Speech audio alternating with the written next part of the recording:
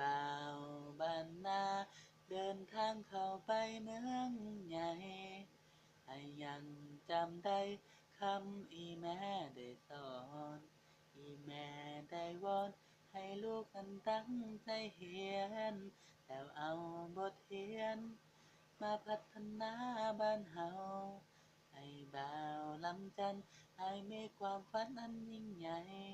ให้สิเฮ็ดให้ได้ตามความฝันของตน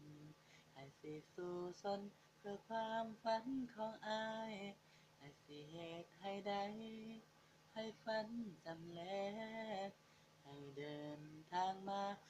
พบแก้วตาสาวเมืองหลวงโอ้แม่พุ่มพวงสาวเมืองหลวงผู้งามเหลืออ้ายอยากบอกฮักแต่อ้ายก็บ่กล้าบอกเพราะอ้ายนี่นะผู้ให้อีหลีอ้ายอยากขอเบอร์ WhatsApp วิสักและไล